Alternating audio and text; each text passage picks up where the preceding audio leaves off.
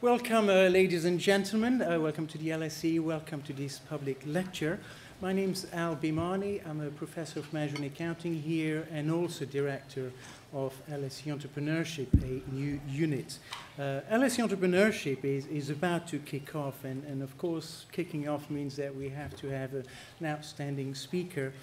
Just a word about LSE Entrepreneurship. Our mission is simple. It's simply to put across the idea that there are few forces today that are more powerful than entrepreneurship to effect social, economic, and human change. So our formal launch is on 7th October, and we hope some of you will join us. Peter Thiel is featured, it turns out, on the current issue of Fortune. He has put out a book which is getting an incredible amount of buzz. I think it's number 6 on Amazon's list presently. It's a book, I think, that's going to implicate a lot of change, not just for people who are entrepreneurs or want to be entrepreneurs, but it has sort of a wide variety of ideas there, I think, that we'll be able to take away, some of which Peter is going to discuss later on.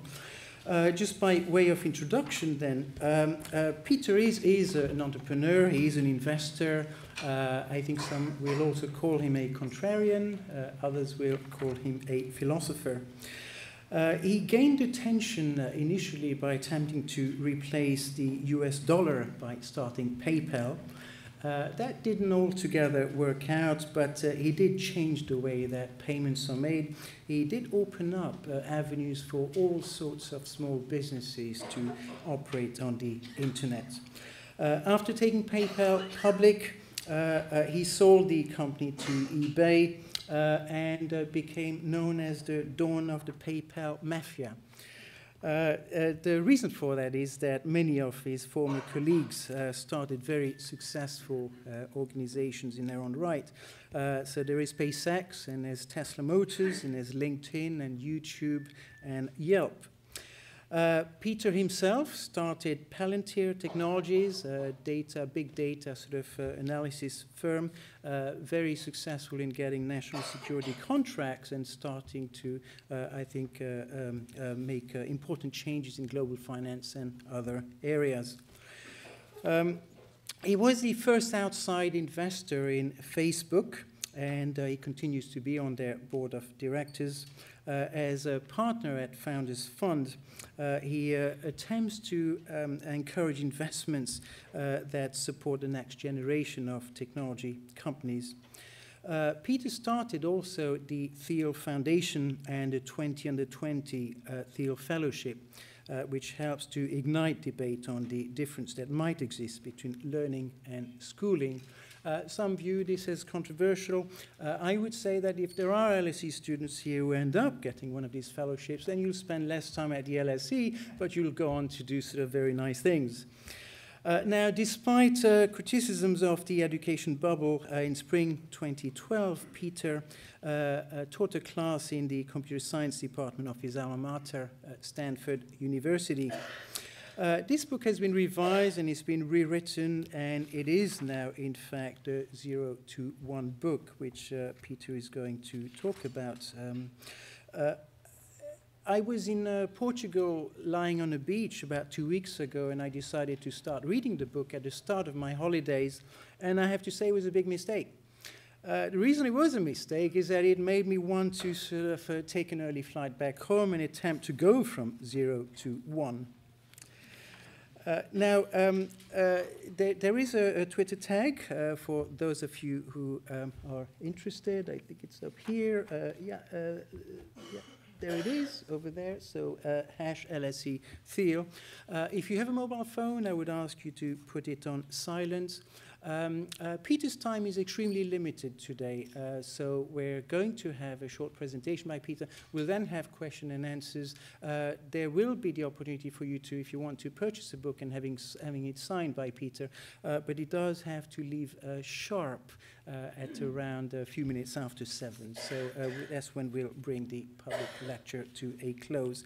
So let me then welcome Peter, who's going to talk about how to build the future.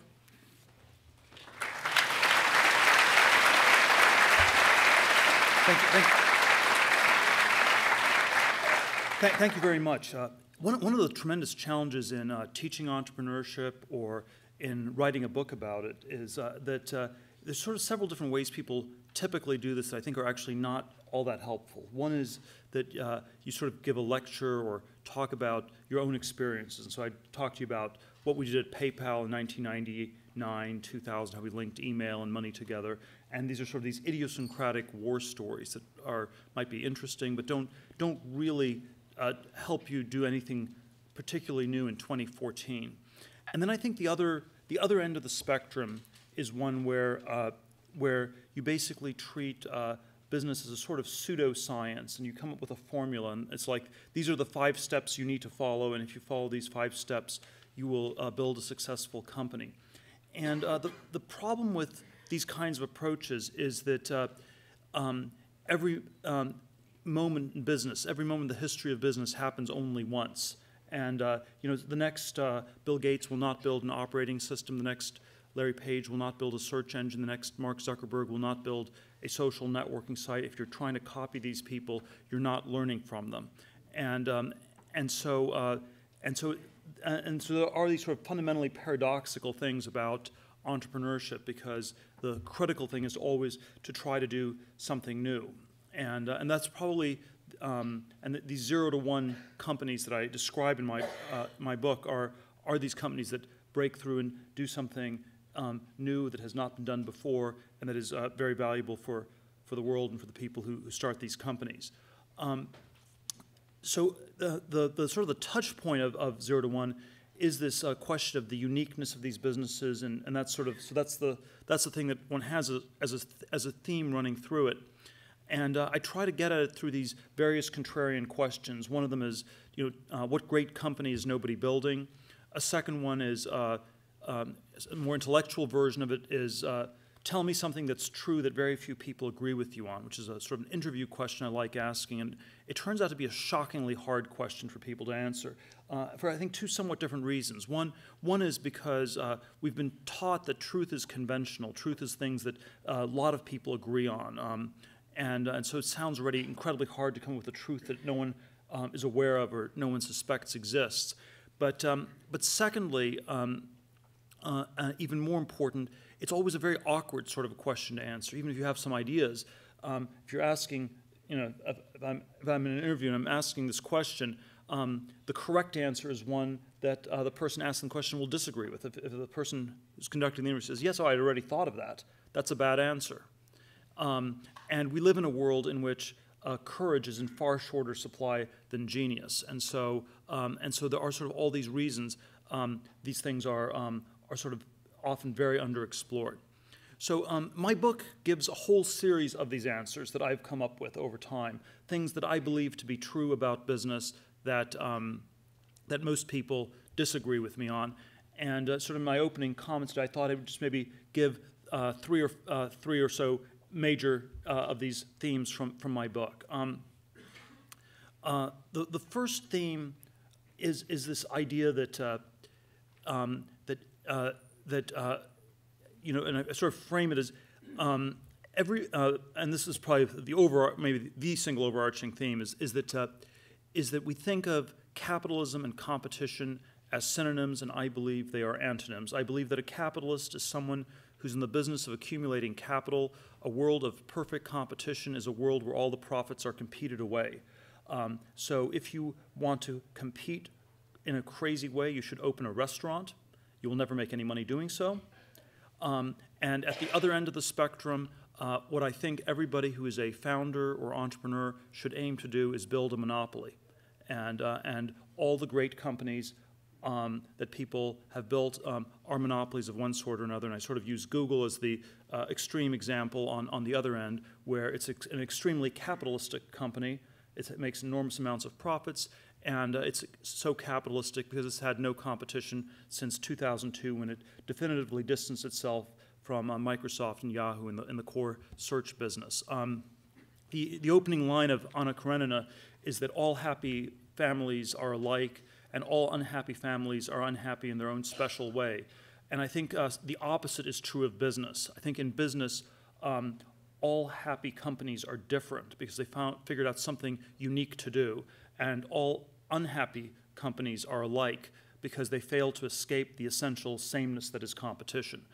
The Wall Street Journal ran an excerpt in my book. The chapter was entitled "All Happy Companies Are Different." They sort of took the chapter and they retitled it "Competition is for Losers," which got a little bit more attention from people, but it sort of really gets at sort of the core of this, because we normally think that losers are people who don't compete intensely enough. The people who are the losers are the ones who fail to compete really hard, and it's sort of like you have sort of a educational testing model, a grading model, sort of an athletics framework or something like that. A loser is someone who's not very competitive. And so if you say competition for losers, that sort of really gets at the core of this difference. And I think this monopoly versus competition idea, there's sort of an intellectual reason people don't understand it. And it's very poorly understood, I think, even in Silicon Valley, because the people who have monopolies pretend not to have them, and the people who don't have monopolies pretend to have them. And so it gets kind of confusing. So if you, and the way you do this rhetorically is, if you have a monopoly and you don't want the government to look into it too much, you will say that you are in a much, much bigger business. So if you're Google, you will never say that you're a search engine. You will say you're a technology company, and technology is a vast, incredibly competitive space. And you're competing with Apple on iPhones, and you're competing with Microsoft on Word documents, and you're competing with Facebook on social, and with the Detroit car companies with your self-driving car, and there's just competition everywhere. And if you and on the other hand, if you're in a completely competitive business, let's say you're trying to open a restaurant in London, which is, if you decide to do that after this talk this evening, and you try to get investors for your restaurant in London, this will be hard to do, and they'll say, well, it's a bad business, no one makes money, everyone just loses money when they open restaurants. And you will say, well, this is totally different from any other restaurant. It will be the only British, Nepalese fusion cuisine within a 5-block radius of the LSE. And so you sort of tell an idiosyncratic, fictional story where it's too small. And so because people are constantly telling these fictional stories that distort what's going on, there is this real failure to understand the centrality of this monopoly versus competition dichotomy. But I think it's not just an intellectual failure. I think it is also a sort of a psychological failure, and I think that there's something where we find competition strangely reassuring. We find it validating. When you compete for things, you think there are lots of people doing it, and there's sort of is this perception of safety in crowds. If a lot of people are trying to get something, it must be valuable, and therefore you it. Whereas if nobody's trying to do something, that's already really, really uncomfortable. And I think this, the word ape already in the time of Shakespeare meant both primate and to imitate. And there is this rather disturbing aspect of human nature where people are ape-like, sheep-like, lemming-like, unbelievably herd-like, and we're sort of attracted to doing things that other people do. We're attracted to compete for all these, and compete the most intensely for things that often matter the least. And what competition does is it does make you better at whatever you are competing on. And I'll give the high school athletics. You're on like a swim team in high school, and you will focus on the other people on your swim team, and you will get to be a better swimmer.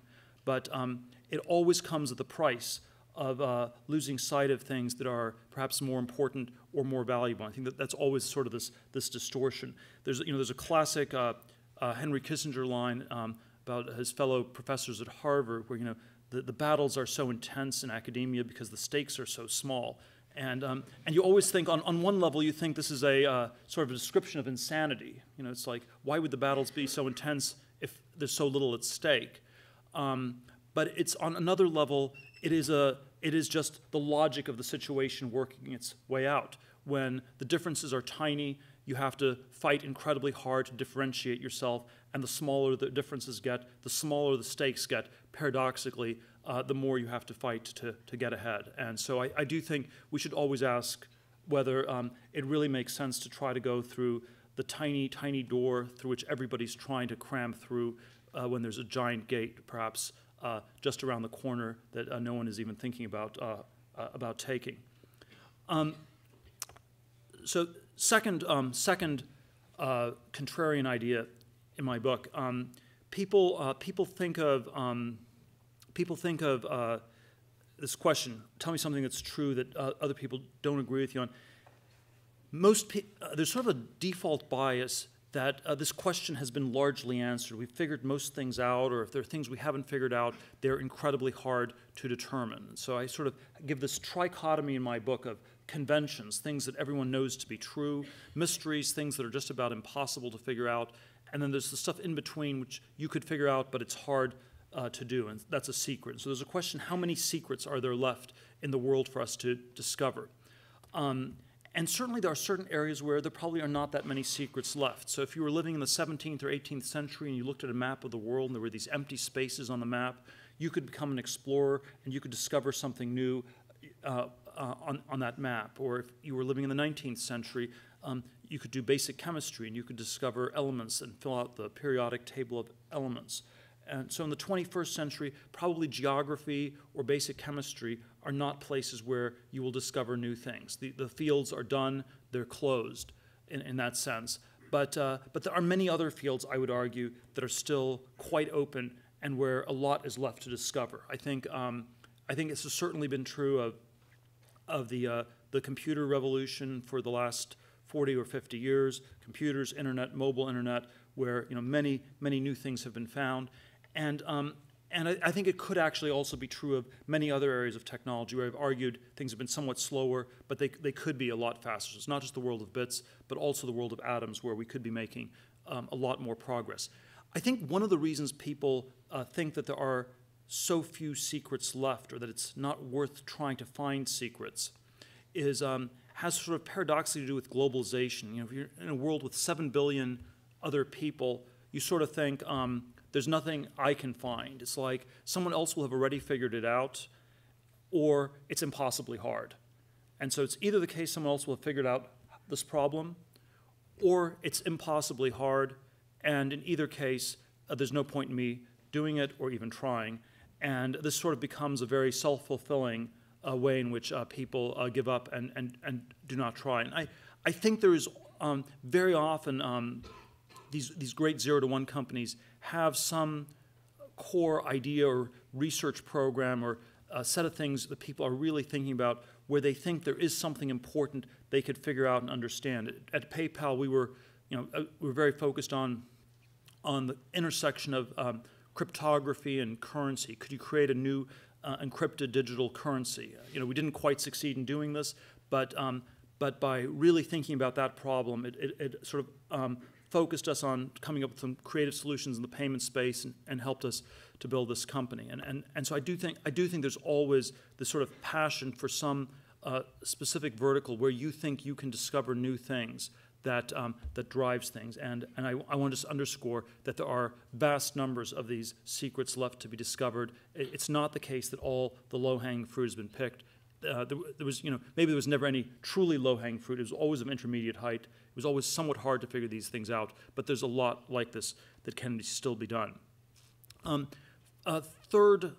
me end with a third contrarian perspective, something that's true, that I believe to be true, that I think a lot of people do not agree with me on. One of the this is a little bit bigger picture. One of the things I contrast in my book is two modes of progress in the 21st century. I think we can have globalization and technology. Globalization I describe as horizontal progress, going from one to N, copying things that work.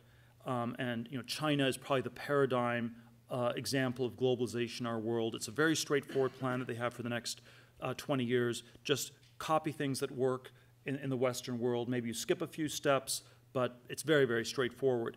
and I always draw this sort of on the x-axis, and then on the y-axis I draw technology, vertical progress, intensive growth, doing new things, going from 0 to 1. And this is just to underscore this idea that technology and globalization are radically different concepts, and that they can, and they should not be used as interchangeably as they tend to get used. And if we think about the history of the last 2 centuries, there have been periods of technology and globalization and one or the other, and they don't actually always line up. The 19th century, I believe, was a period of enormous both technological progress and globalization. After 1914, globalization went into reverse, and there was less trade, less connections among the rest of the world, and the world sort of fragmented. Part of it became communist, on and on. Although technology continued to accelerate in many, many domains. And then I would argue since 1971, since the Kissinger trip to China, globalization has restarted in earnest, even though we've been in a world that's been somewhat more limited in technology. It's been sort of this cone around information technology in the world of bits, but somewhat less in many other domains. And so whereas the 19th century we had both, the first part of the 20th century we had technology, but no globalization, and the last 4 decades we've had globalization with more limited technological progress. And this shift is reflected in the way that we talk about the world. In the 1950s and 1960s, the world would have been divided into the first world and the third world. The first world was that part of the world that was seeing accelerating technological progress. The third world was that part of the world that was somehow permanently stuck.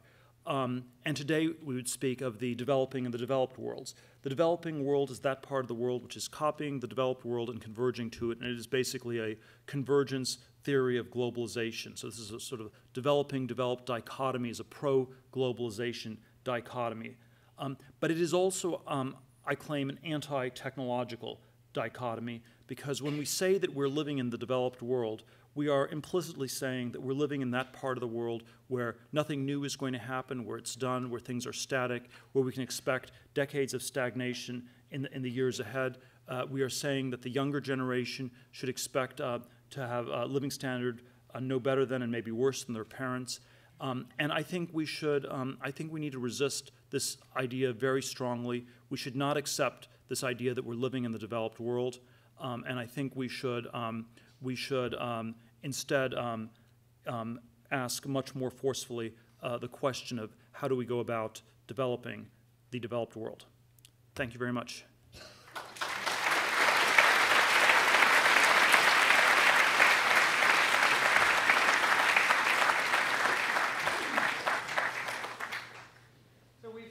Time for questions now. If there are roving mics, what I propose is that we have 3 questions at a time. If you can say your name and perhaps a word or two about who you are, you need to keep it related to, I think, what Peter's talked about. No pitches about anything like that. But let's I think there was a hand up there. Yeah.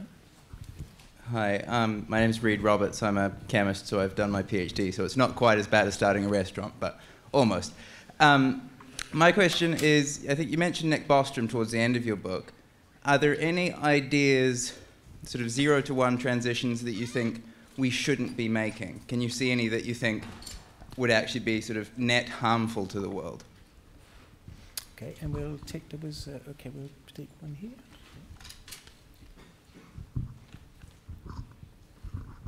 Yes, I'm Mr. Bonf from Oxford Sustainable Development. I would be interested if you can comment the relationship between entrepreneurship without any strategy.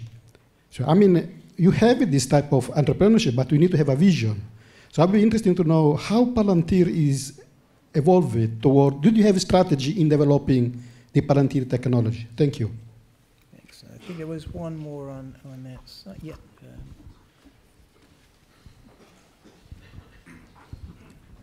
John Dotz. In the Reddit AMA you made a really interesting point, I thought, about scientific research being limited by Gresham's law. I wondered if you see that also applying in entrepreneurship, both in investment and aspiration. Thank you. Wow, all right, these are really cool questions. So let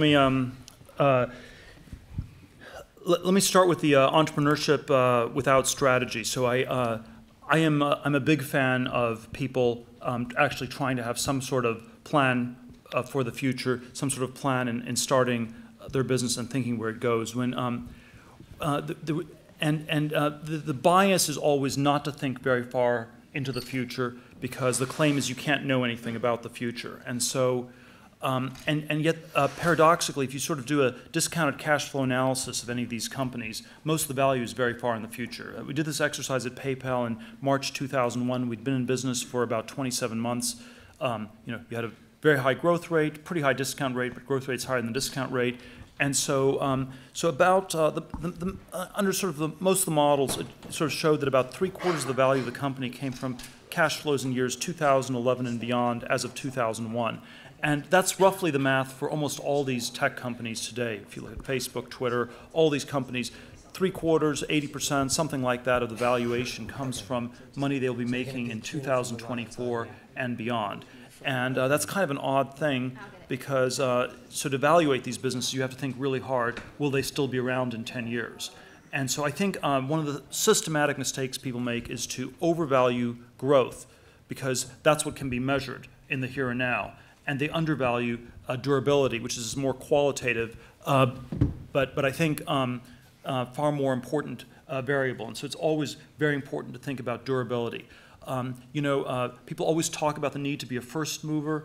I think it's far more important to be the last mover. If you're the chess analogies, if you're the first mover in chess as white, that's about a 1/3 of a pawn advantage. Last mover, you win the game.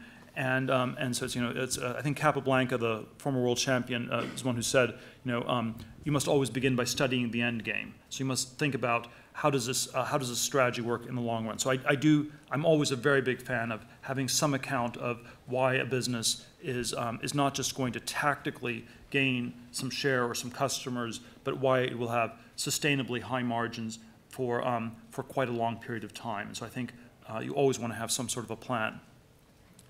Are there any innovations that are there any breakthrough technologies we should not be building?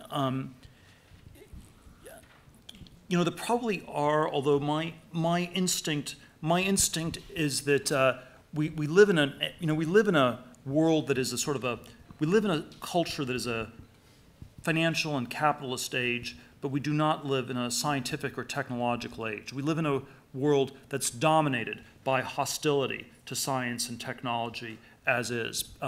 And this is true of most people in Western Europe, US, maybe throughout much of the rest of the world. It is true of people in government. It's true of the culture. It really dislikes science and technology as a starting point. And the easiest way to see this is if you just look at the Hollywood movies.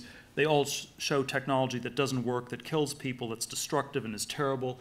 And you can choose from a future that looks like The Matrix or the Terminator series or Avatar or Elysium. I watched the Gravity movie the other day. It was like you'd never want to go into outer space. You want to just be back on a muddy island on this planet somewhere. And I think this sort of extreme hostility to technology is somewhat exaggerated, somewhat unfounded. And so even though there are a lot of scary stories that can be told, I'm biased to discount them quite heavily, because I think they're sort of a product of this super hostile culture. And this is why, by the way, I think that Silicon Valley or entrepreneurship around technology is the true counterculture in our world today. It is the most revolutionary thing you can be doing in our world is to be working on science and technology, because that is how you're really making a statement against the sort of dominant, sclerotic world that dominates us. If I had to pick a technology, I suspect if you built computers that are smarter than humans in every way, that seems a little bit scary. I don't think it's going to happen anytime soon, but certainly if you were able to build generalized AI, that would be an event comparable to extraterrestrials landing on this planet. And that's perhaps one where people understate it. They always frame the computer issue as an economic one. You know, will they take our jobs or something like this? If aliens landed on this planet, people would not ask the economic question first. They would ask the political question: are the aliens friendly or not? And so I do think there's some things around AI that, if it could be built, would be very strange. So that's one with all the caveats that I'd be a little bit nervous about. The idea of a Gresham's law in science is that you know, we have you know, there's always this worry that we have all these sort of funding mechanisms where that you know, in many cases the scientists have been replaced by people who are nimble in the art of writing applications for government grants. And that these two abilities are actually quite different. That people who are good at writing grants are actually not the eccentric original thinkers who do the breakthrough science. And this is a sort of a very big worry I have that there's some dynamic like this that's been going on. One of my friends goes so far as to say that he believes the government's been waging a war of genocide against scientists, and sort of has been systematically replacing the so-called scientists with people who are good at writing grants but are bad at doing this sort of work. And there's obviously a version of this question in entrepreneurship as well, where are there people who are maybe just very good at pitching their companies and getting funding for their companies, but whose companies don't actually make sense? So are the great companies often started by people who maybe are somehow worse at explaining them, or something like that? And I do think there's a version of this, although on the business side, you know, you always have this very tricky combination of a technology and a communication of a technology, and I'm still a very big fan of the two-person founding team, with one person being the scientific or technological person, and the other person being the sales person, the business person. And this is very different, of course, from a university context where everybody's on your own, and you have to be simultaneously a scientist and a salesman, even though these two things are, you know, very contradictory. And I think the scientist and politician, it's like a philosopher king in Plato. It's a philosopher's interest in the truth, a scientist's interest in the truth. A king or a politician is someone who has a very attenuated relationship with the truth. And so combining these in one person is always a problem. In a startup, you can at least keep the two roles separate. And so I'm a big fan of trying to do that. Okay, that's very good, thank you. Perhaps we'll take some questions from the top. So we've got one over there. George, I'm a master's at LSE, and my question is on courage and self-awareness. How can you target the innovators and actually move the world forward and encourage them to start up companies, rather than to tell everybody to start a company and create a bubble? Thank you. And we had one over here.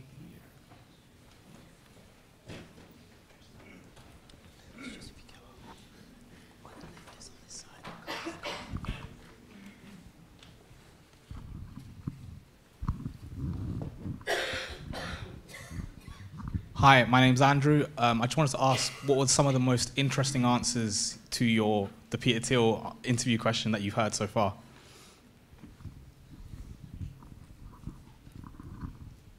Okay, and we have one at the top. Sorry, I'm making you run around. That's it. In your book, you mentioned, you talk about, and you just mentioned about monopolies. Is it possible, and the idea behind this is to make profits that can help invest in future technologies.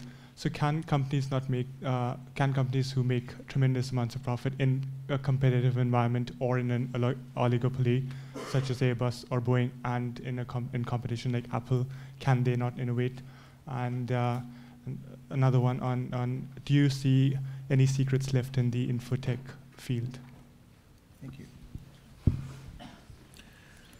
Okay, let me give some, I'll try to make these answers a little bit shorter to try to cover as much ground as possible. So So how do we make sure that you don't create another bubble where everyone just becomes an entrepreneur, and you have sort of this gold rush mentality, and so we have herd-like behavior in all sorts of cases. You have herd-like behavior in people becoming entrepreneurs, and so I do think this is always, always somewhat of a concern.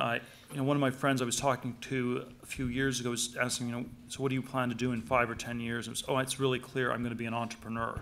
And that's sort of like saying, I'm going to be rich, I'm going to be famous. You don't become an entrepreneur as a line item on a resume.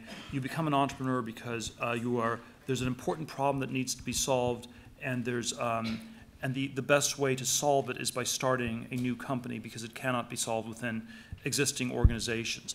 I try to surface the proper motives by one of the kinds of questions I've always found to be very instructive to ask people are sort of the prehistory questions. So when people are just starting a business, the prehistory questions would be like, how did you meet?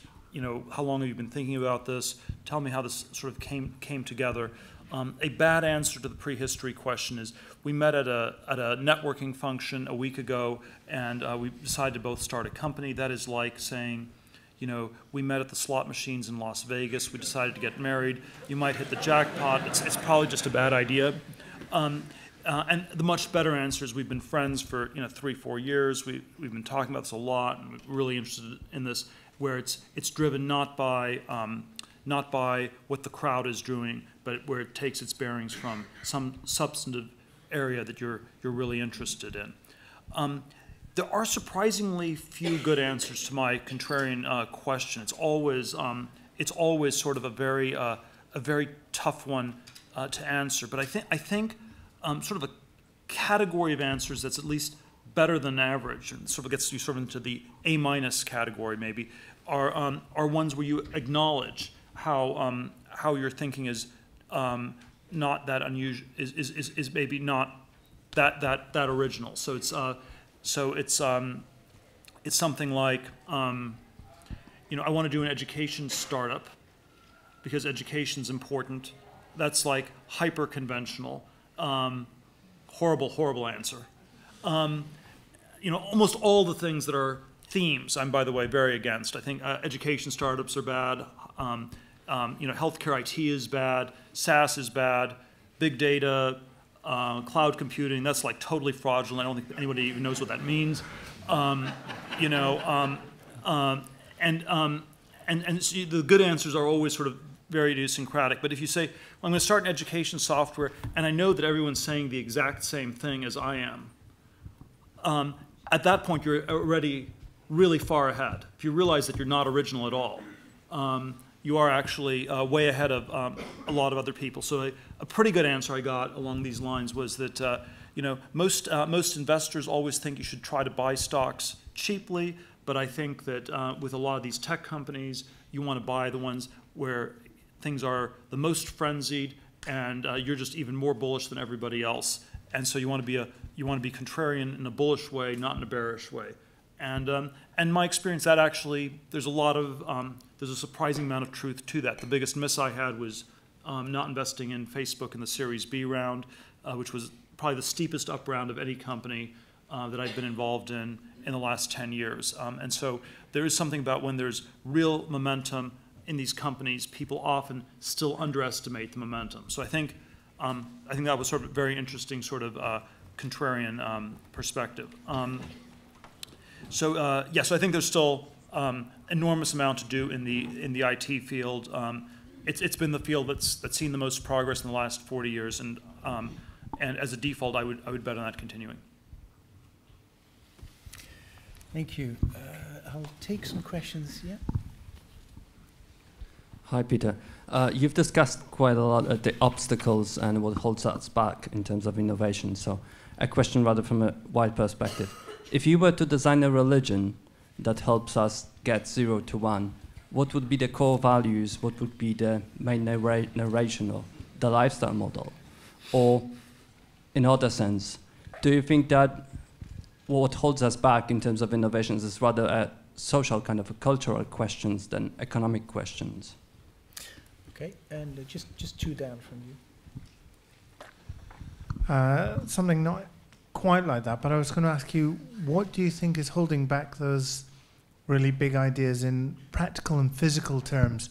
Is it a kind of cable thing? Is it just an energy thing? There's not enough energy to get enough data stored in a certain way? Or is it a physical thing in the world, whether it be an infrastructure thing? Is it a mental, cultural, social thing? Or what are the things that are really holding big developments back, particularly not in the IT software field, of which obviously you're very good at? Thank you. And with the gentleman with the grey shirt, perhaps. Hello, my name is Jeff Moore. I read your book, and in your book you talk about the US being in a state of indefinite optimism and Europe being in a state of indefinite pessimism. So I'd like to know, what are your ideas on how we can get into a state of definite optimism? What's the blueprint?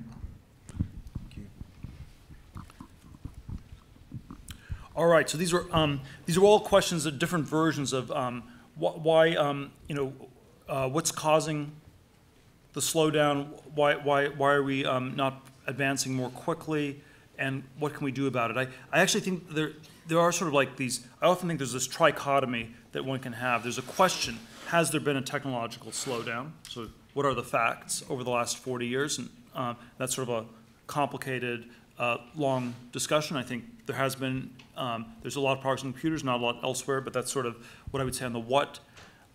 Why this has happened is, I think, important, but a very difficult question. My suspicion is that the why it's happened is very overdetermined, that there probably are a whole series of different things. You know, there's certain things that have been regulated very heavily. The world of atoms is more heavily regulated than the world of bits. So I think there's a regulatory component. I think there's sort of ways where when things work, people try more. So because IT has been working, we attract more talented people into IT, and it has sort of a self-fulfilling aspect. And then when there are fields where there's been failure for a long time, fewer talented people go into these fields. So I think why is somehow very overdetermined, and there's sort of a lot of different things that drive it.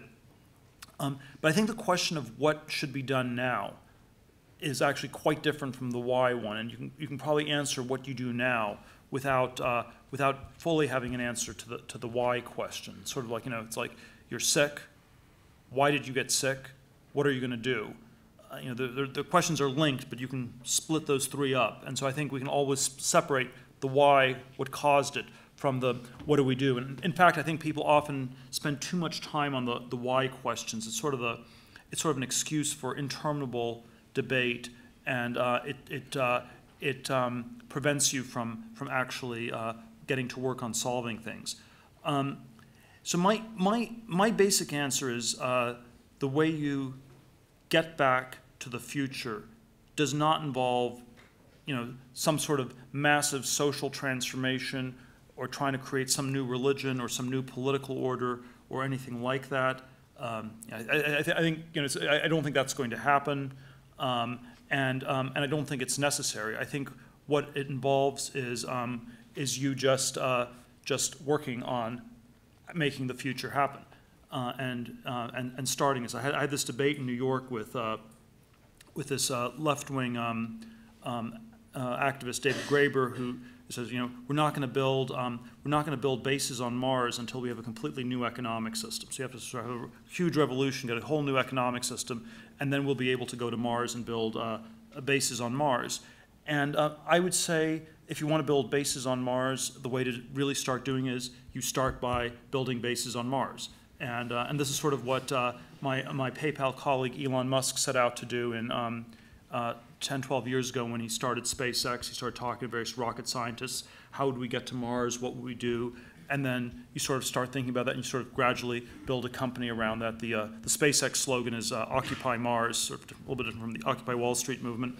And that's how you. And it's not a political or cultural or religious thing. And I think the more general thing I would argue is that because technology is so countercultural in our time, and if you're trying to build towards a definite future that's different, you have to convince a few people of that. How do you and you can convince a small number of people. You can start a new company, a small new company, and start going in a different direction, it's much harder to convince large masses of people in our society. And so I think it's, and this is why I think there's so much room for startups, and why so much of this of progress will be driven by new small companies. There's no theoretical reason it has to only be new small companies. You could also imagine it being large companies or large nonprofits or large government agencies.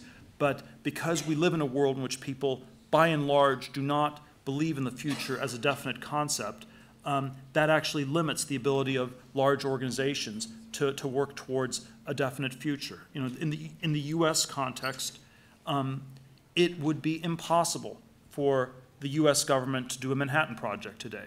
It would be impossible to do Apollo. You know, a letter from Einstein would get lost in the mailroom in the White House. You know, it would be treated as a joke. Who is this man who thinks you could do all this stuff? This is so ridiculous.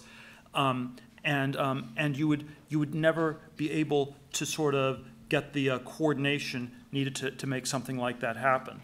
And that's why I think progress will happen in small organizations. And if it can't happen in small organizations, it won't happen at all. Thank you. I think we'll have one last round, and I'm looking for gender diversity. So perhaps the lady here.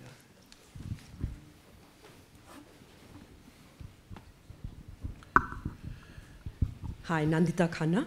I wanted to ask you a little about your 20 Under 20 program. You've been running it for a few years now, and do you feel it's been a success? Is it only restricted to America, and do you think it has been a success? Could you tell us a little about it? Thank you. Maybe somebody from, yeah, maybe that gentleman.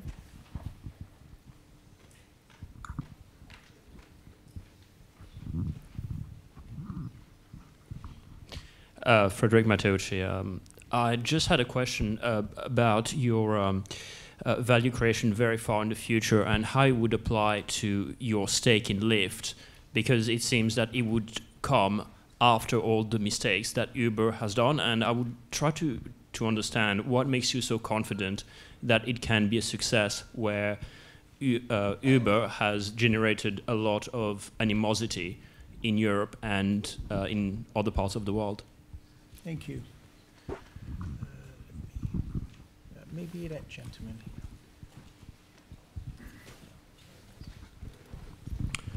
David Wood, London Futurist.